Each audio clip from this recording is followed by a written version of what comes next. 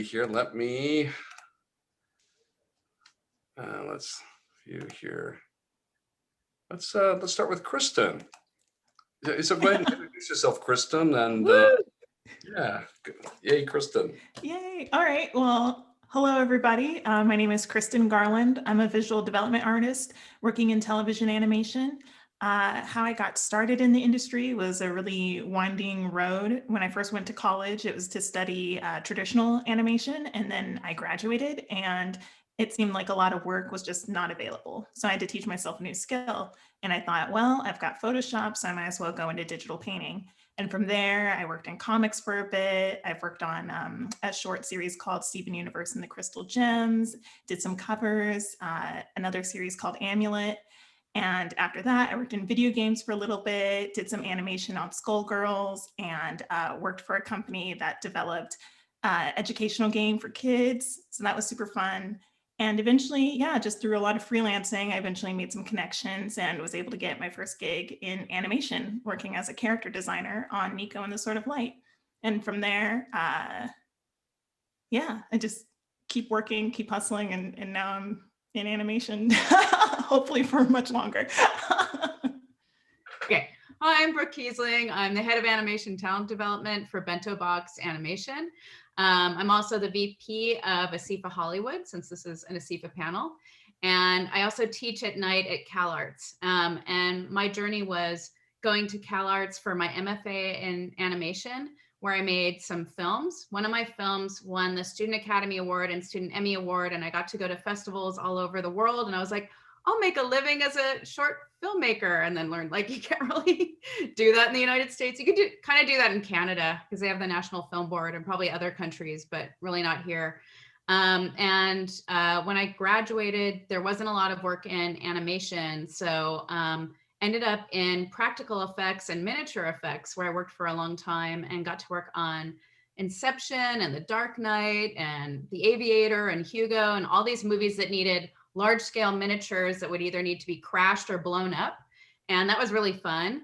And because I had a stop motion background, so I knew how to build stuff. And while I was there, I was working in production a little bit, and kind of by mistake started recruiting talent for the studio, and then realized like, oh, I'd love to recruit. Like that would be a fun thing to just do.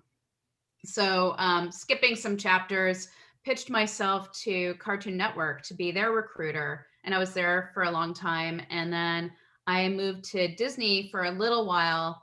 And then, and now I'm at Bento Box, where I really love it. We make Bob's Burgers and Central Park and The Great North and Duncanville and Paradise PD and a bunch of shows I can't talk about, but we've been very, very busy in COVID. So looking forward to talking more about that stuff.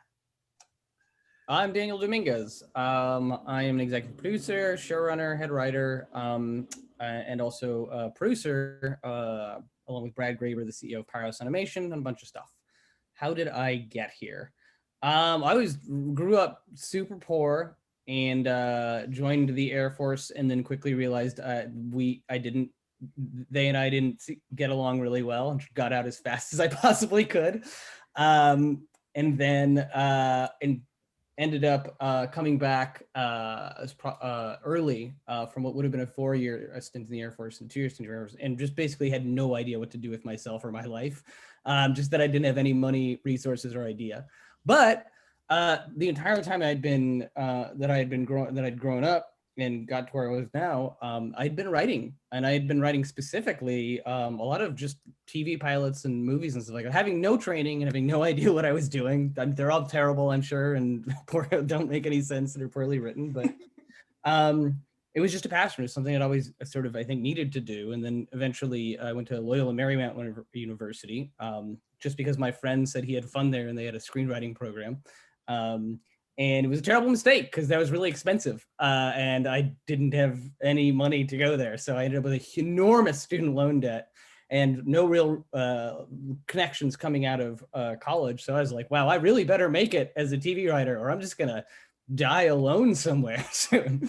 And I ended up getting into stand-up comedy, hating it, but being good enough at it to get representation. And luckily that representation was at a really strong management a company here in Hollywood land. So they asked, what do you want to do? And I said, definitely not stand up. It is horrible. I want to be a writer. And I had the ammunition. I had probably at that point 18 or 19 feature scripts, 6 or 7 pilots. Most were terrible. But enough were good enough that they, within a year, had gotten me staffed on a WGA show. And then from that point, for the last 10 years, I've been bouncing between animation and live action, adult and kids, and have blessedly been able to work the whole time and really kind of carve out a space that I love. And now I'm producing a ton of animated content, as well as running writers' rooms. It's been a blast. Stephanie Sheh. I wear many hats. I'm a voice actor and voice director, casting director, and then also producer. I got my start through kind of like the anime world. So I started out mostly doing English language productions or dubs of stuff, and then kind of broke out, into more original animation stuff. So I still work heavily in the dubbing field, but now it's a little bit more both, as the popularity of anime has risen, and it's no longer, there, back when I started, it was a little bit of like it's kind of treated with not so much respect. A little bit like kind of like, oh, the cheap, not so great version of animation or whatever. But luckily, as it's gained popularity and kind of the work that goes into it has been more and more recognized, I think there's a lot more crossover in that field and the just regular animation field. Hi, my name is Maki Terashima-Furuta from Production IG. I am the head of Production IG USA, and I'm also the producer for a lot of shows, including Ghost in the Shell. Well, I wasn't really the producer of Kill Bill, but we worked on Kill Bill. We also did Furikuri. I recently did Castlevania and producer on that. Yeah, Daniel, you were on it too, right? And then, oh yeah, and since this is an ASIFA panel, I think a lot of you who may have gone to Annie Awards may know me as the translator for all the directors, Oshi. I translated on stage for Oshi, Otomo, and most recently Maruyama. And I think the year that Oshi was awarded Windsor McKay, somebody commented that I was the highlight of the festival because it was not intentional, but I think I kind of like made a fool out of myself because I couldn't really hear what he was saying on stage.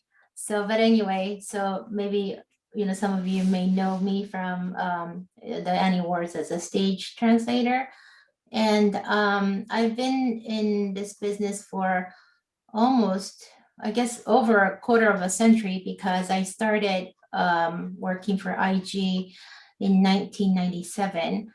And so this month is actually my 24th year since I established a US entity of Production IG. So I've been in business for a long time. I've produced a lot of shows, and currently I am working on 5 TV series and 1 movie and 1 TV commercial. I'm actually booked till 2024. So I'm like still constantly like being overworked and super tired, but like I'm very happy to be a part of this panel. And COVID hasn't really stopped me from working because it's just getting busier and busier. So I feel very fortunate about that. So nice to meet you all. Oh, wonderful. And I'll start with you, Maki. What are some of the things that have made animation thrive during this pandemic? I know most people haven't been able to go to the office, but animation has somehow thrived during this time. And maybe you can shed some light into your experience with that and what's making it work so well. I think, it hit Japan before it hit the US. So back when it hit Japan, I think it was February 20, last year, February.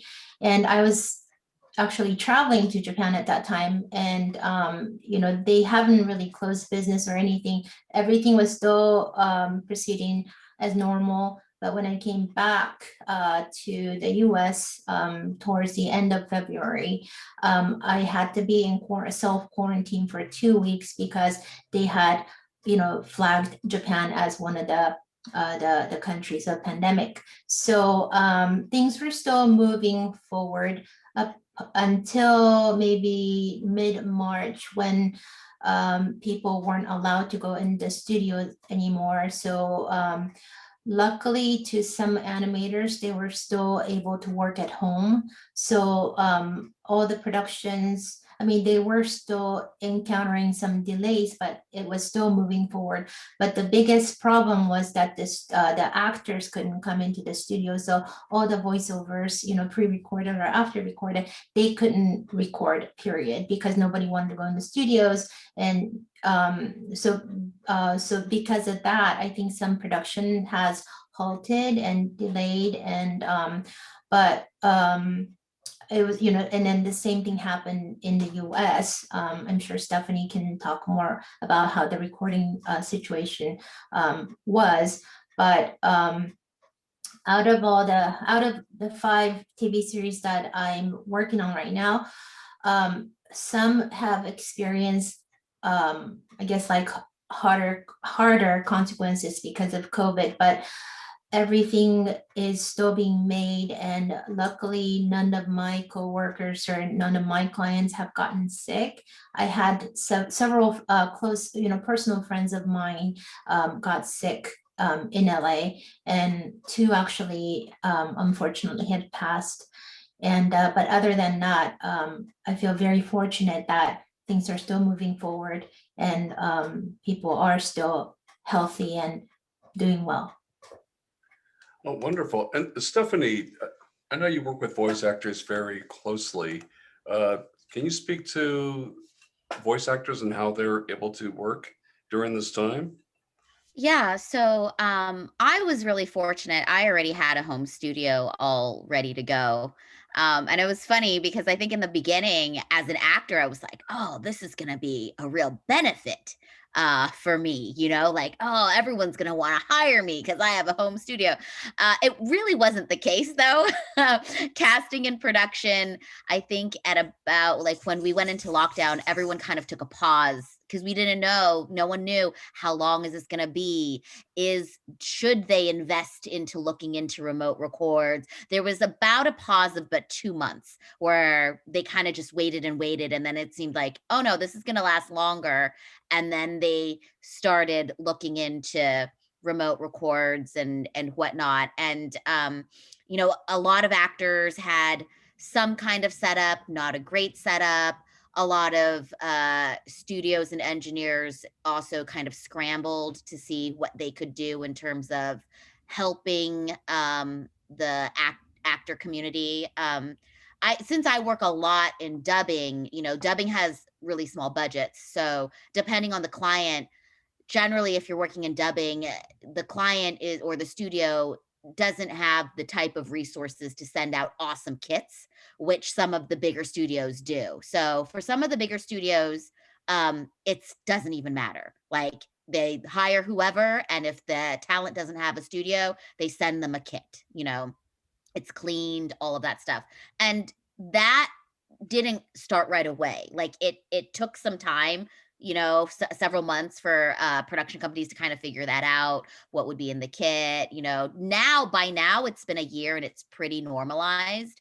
And a lot of actors, the actors who are fortunate enough to either upgraded their systems or have spent the money and invested in studios. I actually even know some voice actors that are all roommates with each other that all went in together on a booth.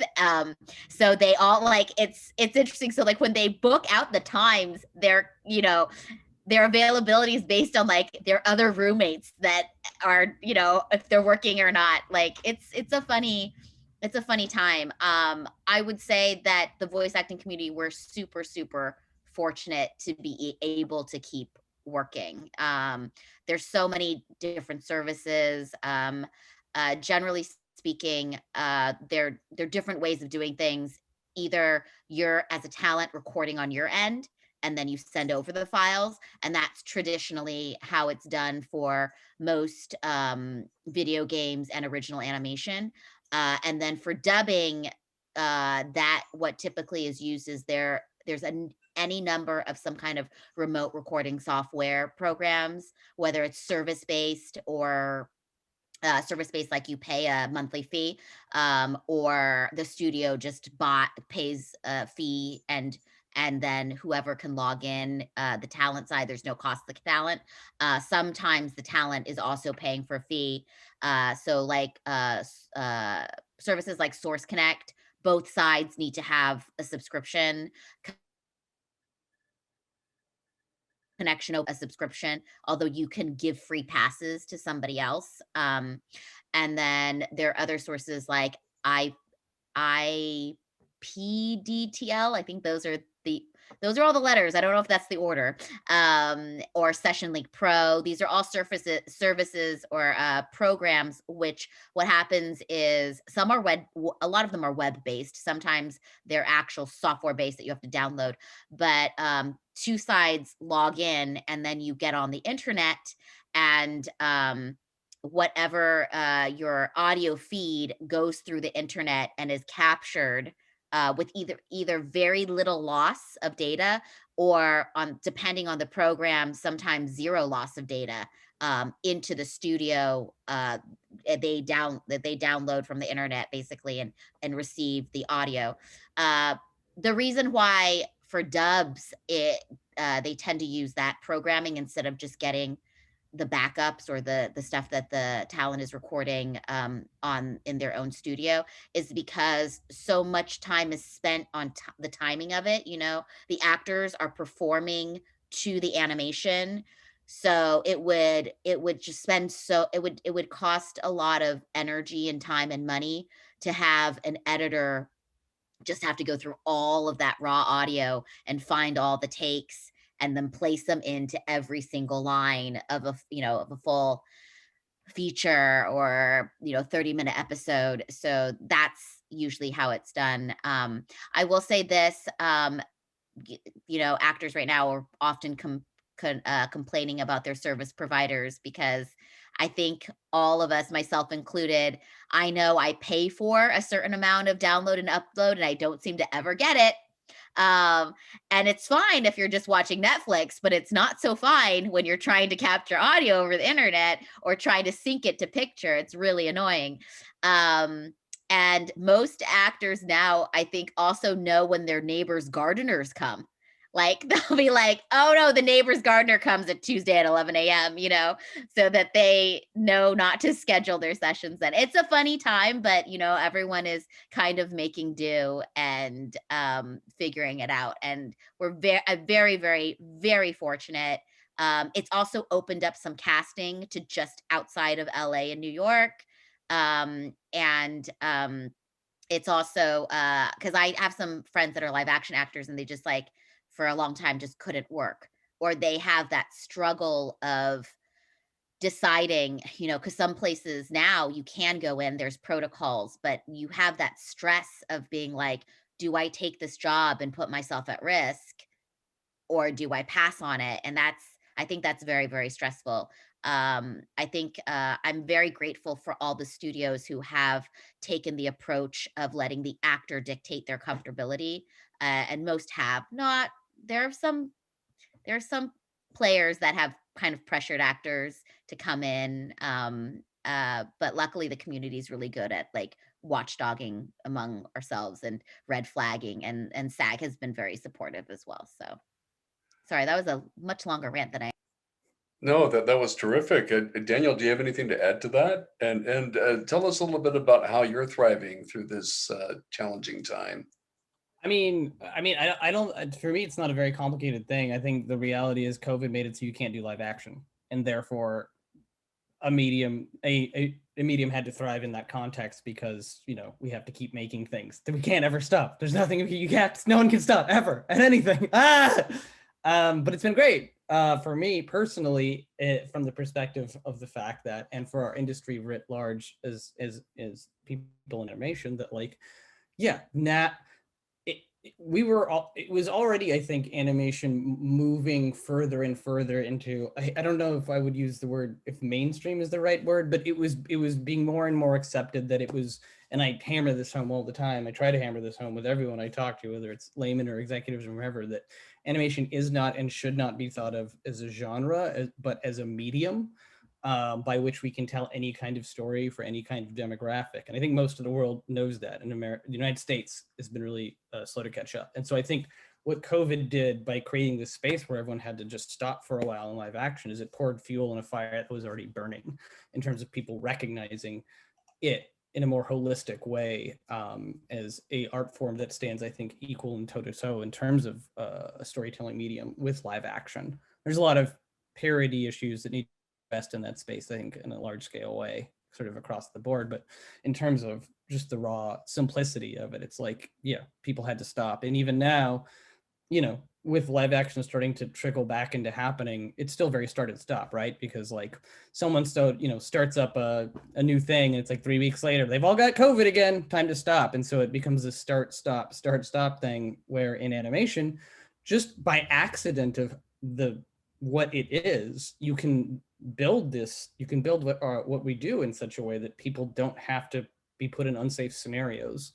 You can be completely, separate from each other and live in our own little perpetual misery bubbles of never touching another human being for the rest of our lives or whatever. But you can do the work.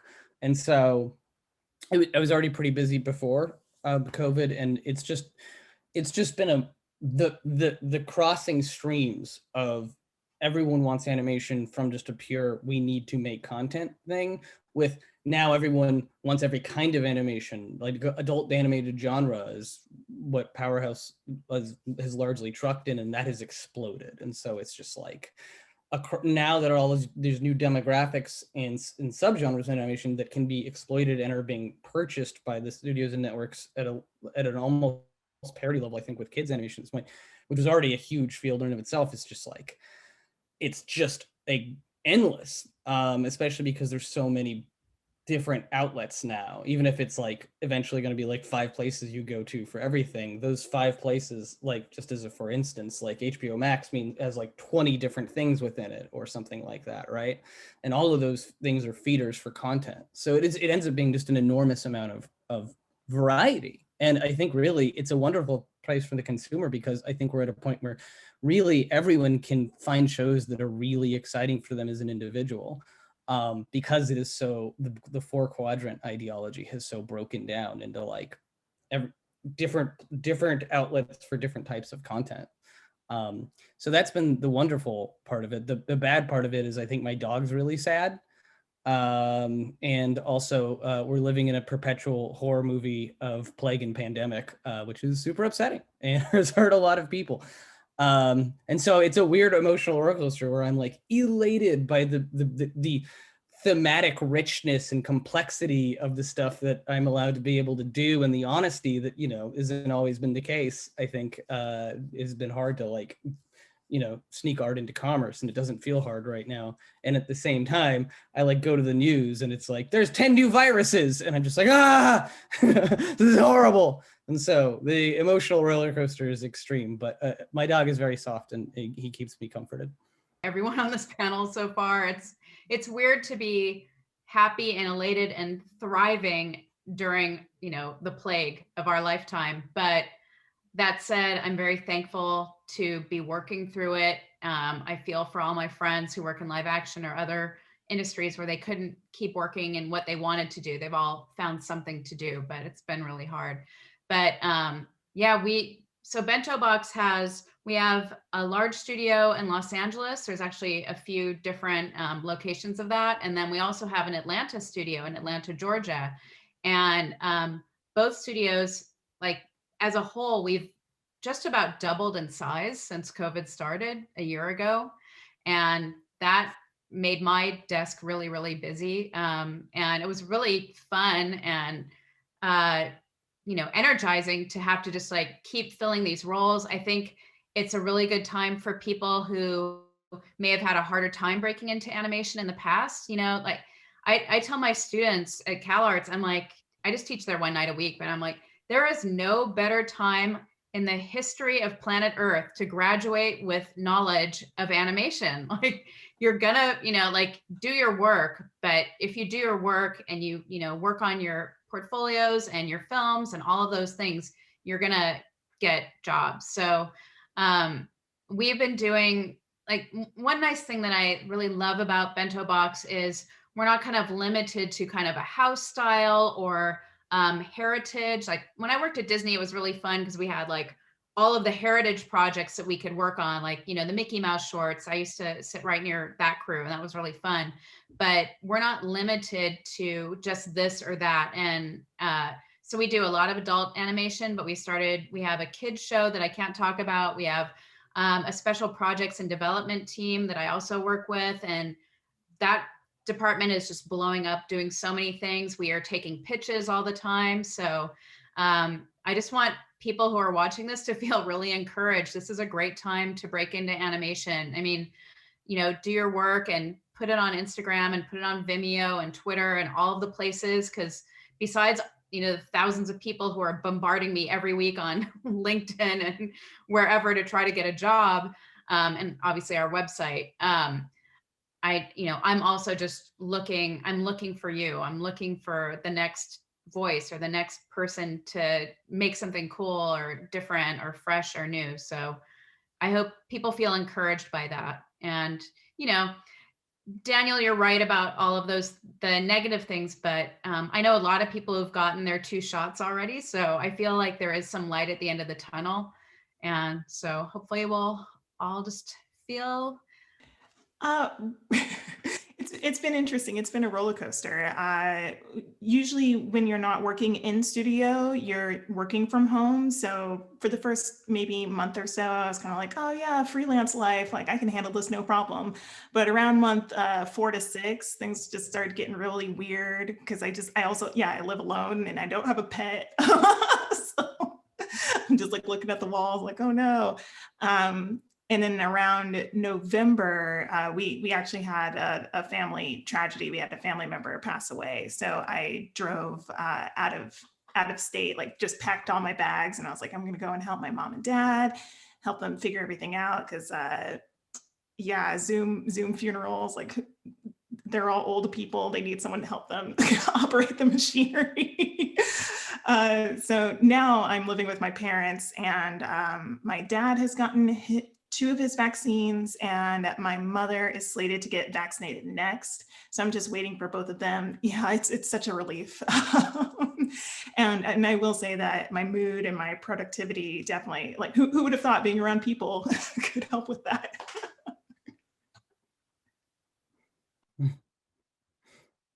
It's probably better than being around a bunch of fiberglass hamburgers. No, that's the only way I stay sane is I go to 6 fiberglass hamburgers and I have a conversation, and that I think is fine. I'm actually concerned that when things normalize again, that the level, because I feel more productive now that I've been kind of working remotely from home. And I'm a little concerned that that will be the level of productivity that is expected from here on out, even after things get normal, Yeah, that's interesting. It's on the writing side of it, like, largely the person running the room is in charge of gets to set what those boundaries are, right? And so I think I'm fortunate to be someone who really values my work-life balance and the work-life balance of the people that I work with.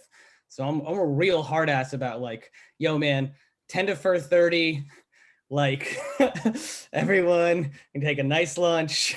Like, just, this is supposed to be about, like, we are supposed to be full of joy when we're doing this. And I know that that's like a very it's a nice place to be, because I know a lot of elements of the industry are very much not that. And even in my space, I think a lot of people who run rooms are going to be like, wow, oh my God, I hate my family and I'm getting divorced. Everyone has to stay here for 24 hours a day, like, or whatever. So like, it can be tough. But I'm a big fan of anywhere anyone can, I think, on a utilitarian level and on a moral and ethical level. I think really creating space for yourself and for everyone in your purview to have that work-life balance is only to the good across the board. We've been really lucky at Bento. We've had yoga classes and stretching classes a few times a week, and we have life drawing and animal drawing and drag queen bingo once or twice a month. Do you have those like remotely on Zoom Mhm. as well? Oh, nice. Yeah, and we did early on. We did a talent show, and you know, we always have excuses to give out prizes, so people show up to them just like, you know, it's just any kind of like morale building. But they've been really good. I feel like we're really good about like the work-life balance thing, because it just doesn't help to have people being burnt out. But I hear what you're saying too, Stephanie, for sure. Yeah, how about for you, Maki? Have you had work-life balance challenges, or has it become better for you during this time? I have not really changed my lifestyle whatsoever because I've always worked from home. The only thing is that I haven't been able to travel to Japan or anywhere since the pandemic, because normally I would go to Japan at least 4 times a year. But last year I only went once. The year before that I went 9 times. So, you know, that's the only thing that's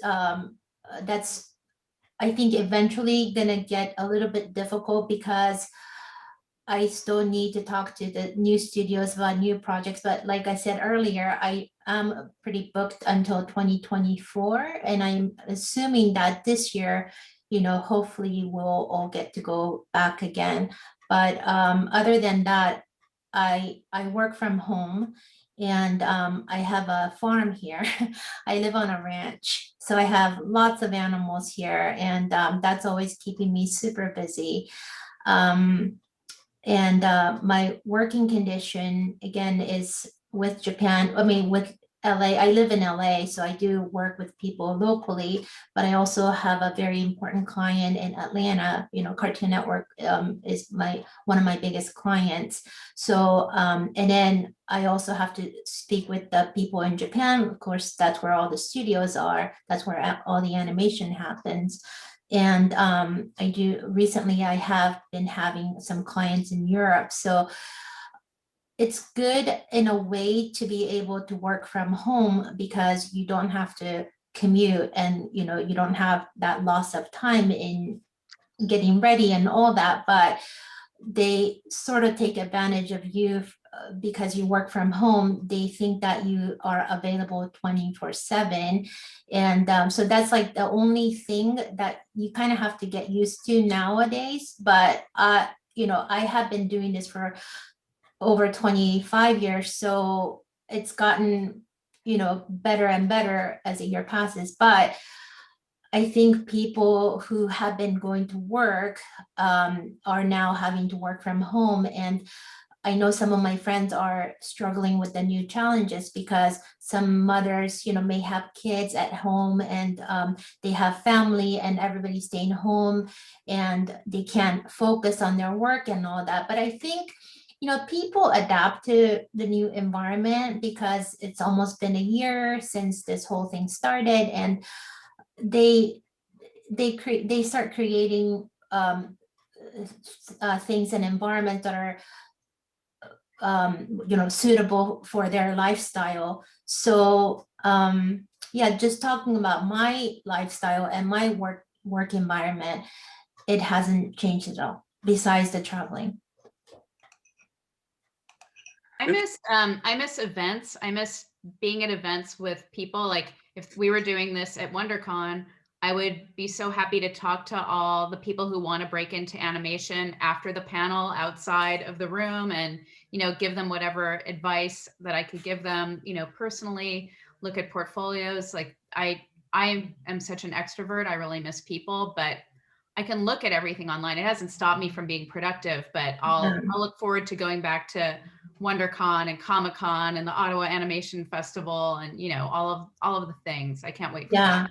I did too. I've been, you know, I go to so many different conventions every year, and you know, it's always fun to be able to talk about what you're doing, and then get the fans' responses and all that. But like, you don't really get you can still do virtual panels and then you talk all you want, but like, getting the feedback from the fans is only through online. So that's something that you have to get used to. But like once you get used to it, it's really not as bad. What are some of the common questions people ask you at Comic-Cons about breaking into the industry? And I guess I'll throw that question to everybody. I mean, the main question I get is, hey, can you read my pilot?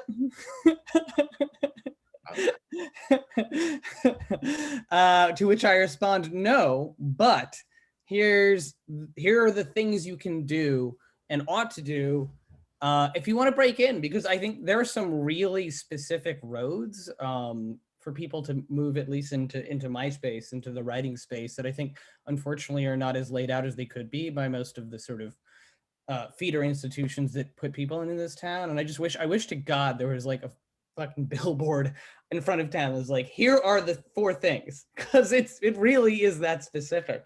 And it's very viable. I mean, but the main thing I would honestly say is do your homework in terms of which institutions are really the feeder institutions when you're getting out of high school, the universities and so forth, to this town, and try to get into one of those and get as many as much non-student loan money as you can to do that.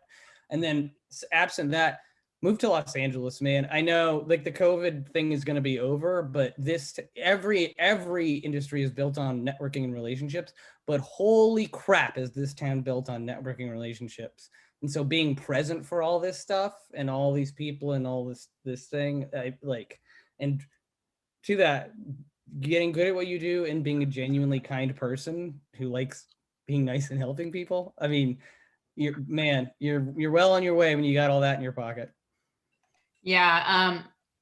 To that point, the word networking always kind of rubs me a little bit the wrong way, because it sounds like making friends to use them. But like what Daniel's saying, like make actual friends and help each other when you're in school, help each other on each other's films, join things like Women in Animation and ASIFA-Hollywood and Latinx in animation and Black in animated, and just like go to all the things and go to CTN and just meet your people, because the animation community is really small and it's really friendly and wonderful for the most part, but you stay friendly too. It's important to do that.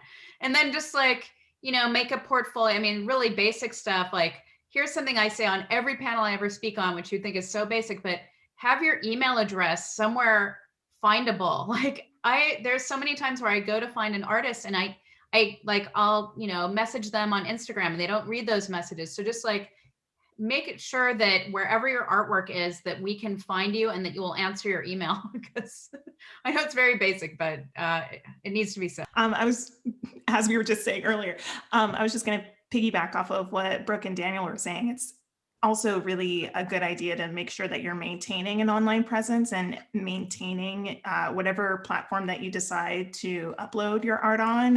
If it's not on a consistent basis, it's harder for you to get your work in front of different people's eyes. Participating in all of the hashtags that happen on Twitter is also very helpful, like Drawing While Black, or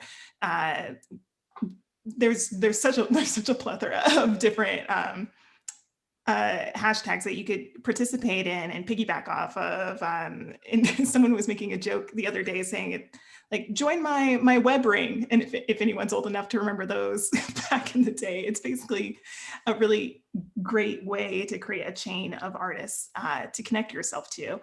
And I would also say, just on if you're going into the artistic side, making sure that the work you're creating is true to yourself, as well as to the jobs that you're applying for. So if you're going for a character design position, make sure your portfolio shows off character design work that not only shows off your own perspective as an artist, but also showcases your range as an artist. I think that's really important.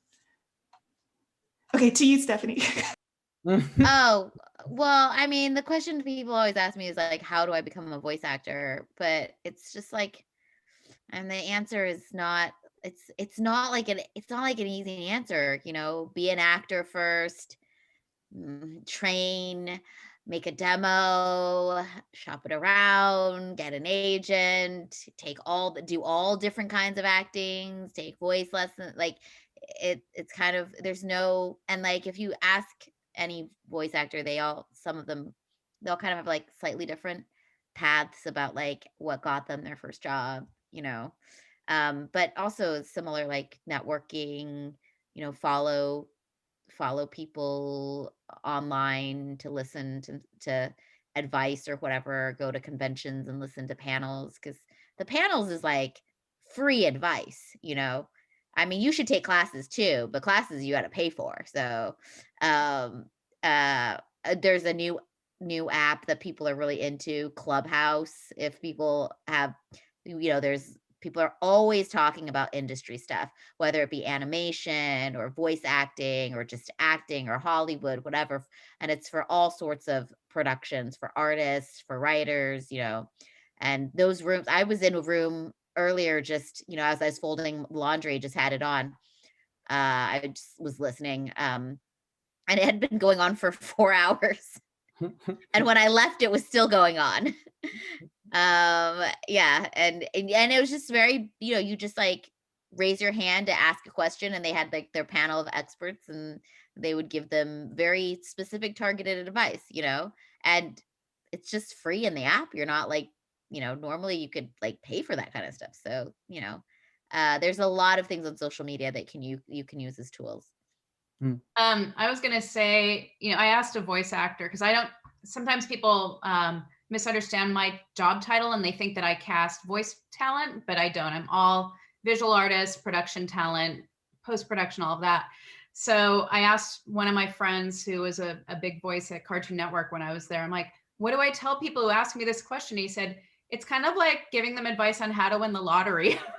The one thing I know, it's like, that's discouraging. I think Stephanie gave better advice than that, although I thought his joke was very funny. But voicing student films is not a bad thing to do too. You know, making yourself available. Like my students at CalArts, they have to make a film every year, and most animation programs around the country and around the world, the students have to make at least one film, if not more, while they're there. So getting your voice onto some kid's film who ends up, you know, winning some awards, or it goes to Sundance, or it goes, you know, like that's getting your voice out there. So that's a thing you can do. You probably won't get paid a lot, or maybe you might get paid something. I had a voice, June Foray narrated my student film. She was the voice of Rocky the Squirrel. And I offered to pay her SAG rate, but she wouldn't take it because she was sweet. But anyway, that's a thing you could do too. I mean, one thing I would say as far as the writing thing, just for really specific things, and I think whether you like them or not, I think they're essential in terms of getting consistent jobs, which is read and absorb Blake Snyder's Save the Cat. I swear to God, the structure is universally utilized in TV and feature, and can break down in either iteration, whether it's 11-minute, 22-minute, whatever. Some executives and writers like it, some don't, but all of them know it, and all of them, like, even if they don't know it, expect to hear the phrases come out of your mouth. And then also Dan Harmon's TV writing story circle. Both of them are just really, at the end of the day, very distilled and synthesized and simplified versions of Joseph Campbell's The Hero's Journey. They're just, they will help you in what you ultimately need to do to break in, which is write at least a couple pilots in the form that you're excited about writing, and they will. And again, even if you are an anathema of structure and all that sort of thing, you want to learn the rules if you want to know how to break the rules. I highly recommend that. I agree with all of that. We just, as far as like an entry-level job for someone who wants to get onto the writing path, look for show assistant, production assistant jobs, but show assistant is a good one. You know, our writer's assistant, we hire all of those at Bento Box and most other studios. So that's one way into writing. Yeah, and all the fellowships, Disney, ABC, CBS, Nickelodeon, there's wonderful fellowships. You can look them all up. And they're really generally targeted toward diversity, which is just so fantastic in terms, whether it's gender, sexuality, or race, all across the board. And they're just really good about bringing in new voices into new spaces, and those places are where talent representatives, who ultimately you need if you're a writer, circle around to find new voices. So big on those. That's great. We're almost out of time here. So I want to ask a question to all of you. Do you have any closing thoughts about breaking into the industry or other things that maybe we didn't cover that you think may be interesting to young people and perhaps people trying to stay in the industry and keep working consistently? I would just say keep Okay. applying, keep applying to all the studios. If you go to the Animation Guild's website, they've got a studio list for all of the union studios. And then there's some other studios in LA that aren't union, but most of the big ones are, we are. And you can find a list of all of the websites on where to apply and just try to get any kind of experience, even if it isn't at a big studio. Like some of my students have gone and worked at Giphy, they came into CalArts hoping to work at Pixar someday. And some of them, ended up at BuzzFeed or Giphy or, smaller studios for their first jobs. And some of them stayed, and then some of them bounced to bigger studios. Some were with us at Bento, but anywhere that you can get any kind of experience is great. And just keep trying. Sometimes it takes a while, but, and just keep working on your portfolio and your craft and your artwork. The main thing is, just keep producing things that you're interested in, and you'll find an audience for it too. Yeah. And if you're like, I never made more than $1,000 until I was 30 and got my first writing gig. I lived out of Goodwill shoeboxes and the kindness of my friends. I didn't come from any kind of money. I knew nobody in this town. And just by virtue of applying myself and really caring about other people's feelings, I think went a long way. And I think right now, especially like no matter who you are, no matter where you come from, no matter what your economic background, no matter what your racial background, whether you're LGBTQ plus, like it is, the gate has exploded up on stories that aren't coming from the same 45-year-old white guy on a loop. And like, everyone wants to hear you and everyone wants you to be here. This is a completely open town who's thirsty for you and what you have to say. And so please, I swear, this is, yeah, it's just never been a better time. So yeah, come and be genuinely nice and work hard, and hopefully you don't have to wait till you're 30 sleeping on a really bad couch like me, but and then I'm working out. I'm 39 now, and I eat too much sushi, so life can be good. Good. Great. Stephanie, do you have anything to add to that? I think it's like variations on a theme. I think like you're going to get out as much as you put in. And then when you're starting out, if you're not getting the job or the validation or the audience, like you think that you're not getting results, but you are, because you want to practice, and whatever it is, if it's writing, if it's art, if it's acting, you want to keep honing your craft so that when you do get that opportunity, you are at the top of your game. You know everything that you can, you don't get nervous, and you can show up and be professional. And I know that like when I started out, I am much older than I look, but when I started out, like even like the internet was not as just general internet. I'm not even talking about all the social media apps. I mean, like just Googling wasn't even that big of a thing. I would have to, like, if I wanted to learn about acting, what I would do is I would sneak into like Barnes and Nobles, and I'd go into the entertainment section and I pull down and I just sit there for hours reading all the books. That I didn't buy. But like what I'm saying is like you have so many resources at your fingertips. You can reach out and ask people questions and ask for mentors. And at least in the animation world, my experience has been that people are so much nicer maybe than the general entertainment world. A lot of people will help you. And now this is the thing with my caveat about asking for help is that do your homework. Don't just come up to somebody and be like, so how do I do this? you know, and have not done anything, because then you're not respecting their time. You know, if you come armed and said, I've done all this research, I've read all these books, this is what I've done, and now I just need some more specific advice, they'll respect you for doing that work, and they're going to want to help you even more, you know.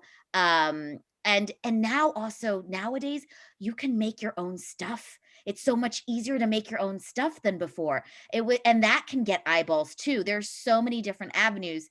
And like, you know, for me as an actor, for a long time, you know, I was just really working hard and not understanding. And then there are a few incidents, there's probably 3 or 4 times in my career where I showed up to something, you know, whether it be a callback or an audition or just in a setting where I meet somebody, and it's somebody that I respect and I know, whether it be casting director or director or whatever, and they actually know me, but there's no reason for them to know me, right? But it goes back, it's because I've been doing maybe all of this work on a lower scale. On my favorite story is I went in for a callback at Nickelodeon for something, and Your Name had just come out, the anime, you know, and I walked in and I'm thinking, okay, yeah, it's a big anime film, but I'm not thinking anybody in animation even gives 2 poops about it, right? And I walk in and the director says to me, Your Name. And I was like, oh, Stephanie Sheh, right? And he's like, no. And he's talking about the movie, you know, and that he had seen it and my work in it. And so I was like, oh, you know, like you never know when that's going to happen. Or meeting a casting director and they knew who I was because of the hundreds of auditions that I have submitted in and not gotten cast, right? But at least left hopefully a positive impression. So you just never know. Just keep at it, you know, keep working on whatever your craft is, keep at it, keep being nice too, because you also don't know when that person's going to come around, and help others when you can, because you also don't know when tables get turned and they can help you. So. Wonderful. Anybody else? We're all good? Wait, I'll say something. Kristen.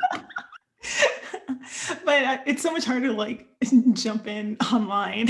Yeah. Another reason why I miss conventions and being in person. But I agree with what everyone said so far. Really great and beautiful advice. I would also encourage, especially if you're on the design side, to not be afraid to stray outside of your comfort zone and to pivot to different disciplines. So like my entire career, honestly, that's the only way I've stayed afloat this entire time, because I learned background painting, and then that is applicable into comics and into painting backgrounds for video games and television animation. And then eventually, like, you learn more skill sets with whether that be background design or character design. And even you could go into learning 3D programs, because that is very essential to a lot of pipelines these days. So learning Blender or Maya could be incredibly helpful. And you may never know, you may find a discipline that at first you weren't interested in that could be your bread and butter for the next 10 to 12 years of your career.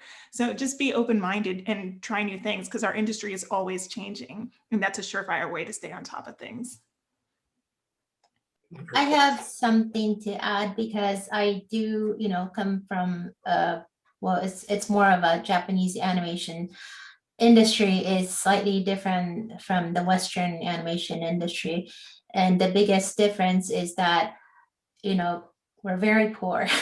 There's hardly any money in it. So one of the things that you have to prepare to experience is that when, you know, I get a lot of questions from the fans at the panels about how to go about working for an anime industry or even in Japan.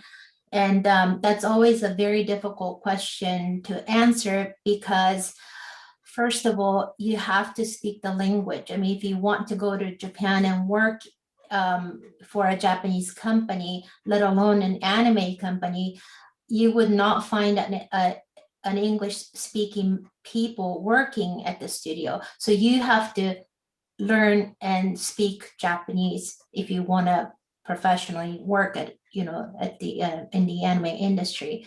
So that's always very difficult. And then there's also the visa issue. So you have to be qualified enough to make the studios want to hire you, so you have to have fairly high skills, good talents or whatever. And this is like for well, there's like the business side of the animation production, and there's also the creative side of the production.